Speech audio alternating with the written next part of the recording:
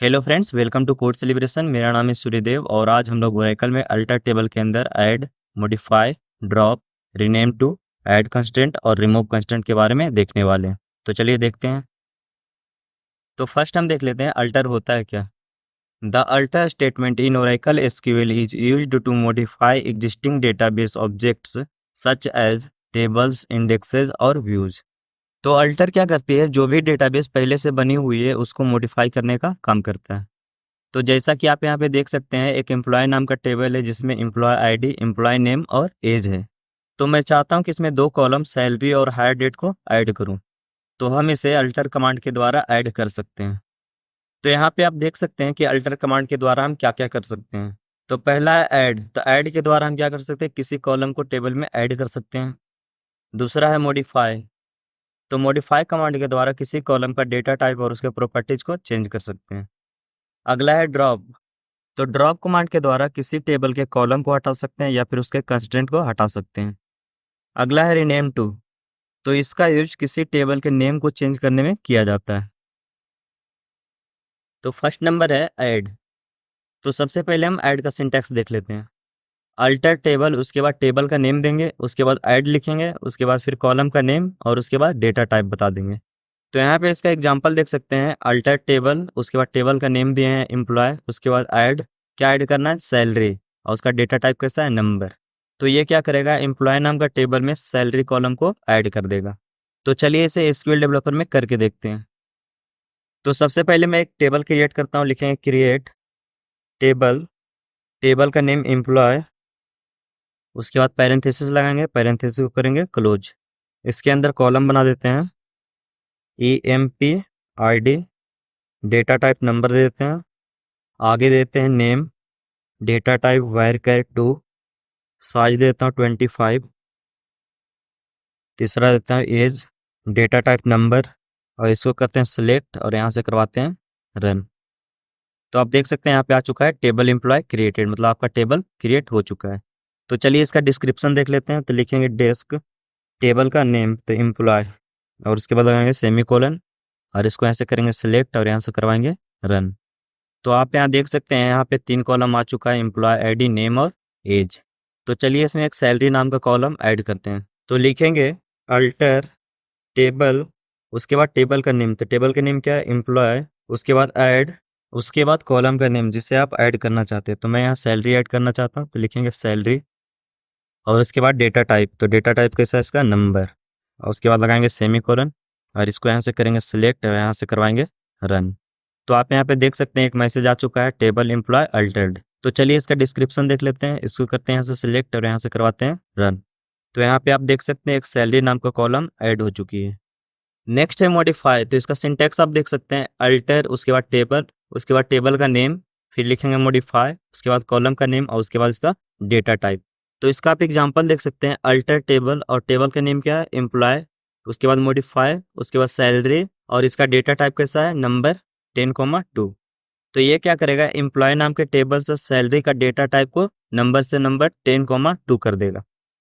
तो चलिए इसे करके देखते हैं। तो इसको यहाँ से करते हैं सिलेक्ट और नीचे करेंगे इसको पेस्ट। यहाँ पे हमको करना है मॉडिफाई, तो लिखेंगे मॉडिफाई, और सैलरी को क्या करना है, नंबर से करना है 10,2, मतलब क्या, 10 प्रिसीजन और 2 स्केल। तो इसको यहाँ से करते हैं सेलेक्ट और यहाँ से करवाते हैं रन। तो आप देख सकते हैं फिर से मैसेज आ चुकी है, टेबल एम्प्लॉय अल्टर्ड। तो चलिए इसका डिस्क्रिप्शन देख लेते हैं। तो इसको यहाँ से करते हैं सिलेक्ट और इसको करवाते हैं यहाँ से रन। तो आप देख सकते हैं जो सैलरी पहले नंबर थी वो नंबर से क्या हो गया, 10,2।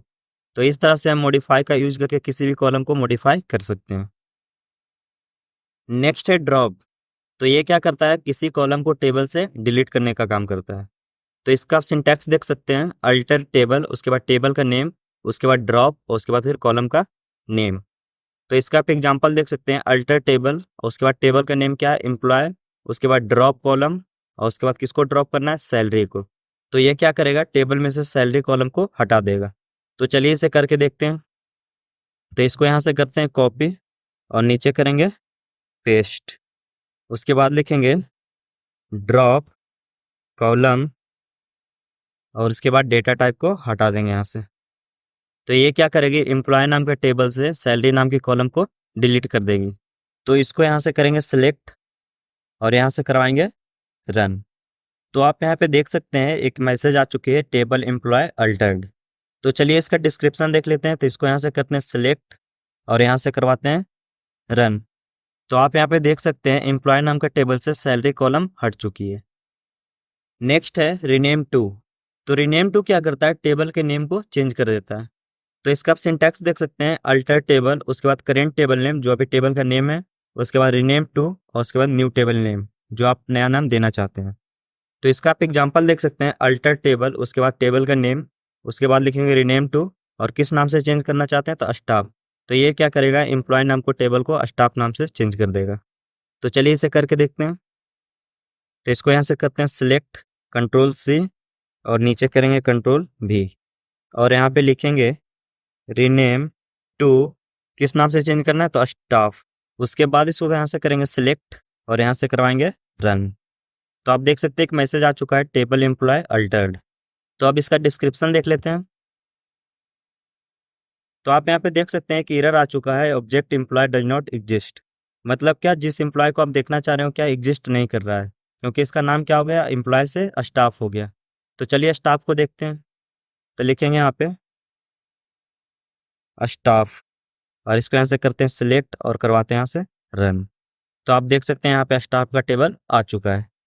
तो इस तरह से हम रीनेम टू के द्वारा हम टेबल का नाम चेंज कर सकते हैं।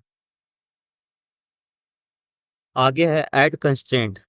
तो अल्टर के द्वारा हम क्या कर सकते हैं, किसी कॉलम पे कंस्ट्रेंट भी हम लगा सकते हैं। तो इसका सिंटैक्स देख सकते हैं, अल्टर टेबल, उसके बाद टेबल का नेम, उसके बाद लिखेंगे ऐड कंस्ट्रेंट, उसके बाद कंस्ट्रेंट का नेम। तो यहाँ पे कंस्ट्रेंट का नेम में आप कुछ भी ले सकते हैं, आगे कंस्ट्रेंट और उसके बाद कॉलम का नेम।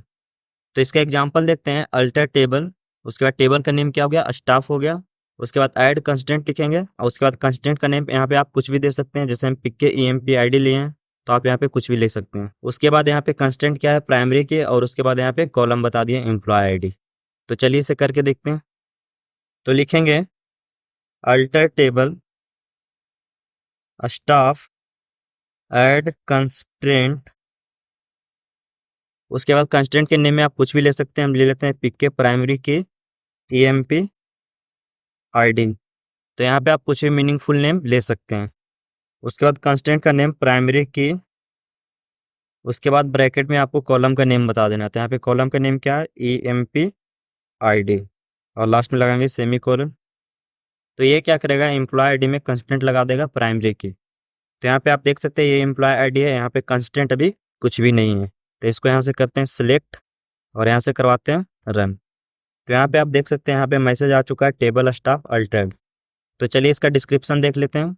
इसको यहाँ से करते हैं सिलेक्ट और यहाँ से करवाते हैं रन। तो आप यहाँ पे देख सकते हैं एम्प्लॉय ID में यहाँ पे कंस्टेंट आ चुका है नॉट नल। तो यहाँ पे अगर आप प्राइमरी की लगाते हैं तो वो कॉलम क्या हो सकता है, नॉट नल नहीं हो सकता है। तो इस तरह से हम अल्टर के द्वारा कंस्टेंट को ऐड भी कर सकते हैं। आगे है रिमूव कंस्टेंट। तो जिस तरह से हम कंस्टेंट लगाते हैं उस तरह से कंस्टेंट को हटा भी सकते हैं। तो इसका आप सिंटैक्स देख सकते हैं, अल्टर टेबल, उसके बाद टेबल का नेम, यहाँ पे टेबल का नेम आएगा, उसके बाद ड्रॉप कंस्टेंट और उसके बाद कंस्टेंट का नेम बता देंगे। तो इसका आप एग्जांपल देख सकते हैं, अल्टर टेबल, यहाँ पर टेबल का नेम, तो टेबल का नेम यहाँ पे हम एम्प्लॉय लेंगे, उसके बाद ड्रॉप कंस्टेंट और उसके बाद कंस्टेंट का नेम। तो चलिए इसे करके देखते हैं। तो इसको यहाँ से कर लेते हैं सिलेक्ट और यहाँ पे करते हैं पेस्ट। उसके बाद यहाँ पे क्या करेंगे, ऐड कंस्टेंट की जगह लिखेंगे ड्रॉप कंस्टेंट और यहाँ से कॉलम का नेम हटा देंगे। तो ये क्या करेगा, जो कंस्टेंट था हमारा पिक के EMP ID जो हमने इसके लिए बनाया था, यहाँ से क्या करेगा, कंस्टेंट को हटा देगा। तो इसको हम करते हैं यहाँ से सिलेक्ट और यहाँ से करवाते हैं रन। तो आप देख सकते हैं टेबल स्टाफ अल्टर्ड फिर से आ चुका है। तो इसका हम डिस्क्रिप्शन देख लेते हैं। तो इसको यहाँ से करते हैं सिलेक्ट और यहाँ से करवाते हैं रन। तो आप देख सकते हैं जो एम्प्लॉय ID में यहाँ पे नॉट नल था यहाँ से हट चुका है। तो इस तरह से हम अल्टर का यूज करके कंस्टेंट को हटा सकते हैं। तो आज का वीडियो यहीं तक रहने देते हैं, मिलते हैं नेक्स्ट वीडियो में।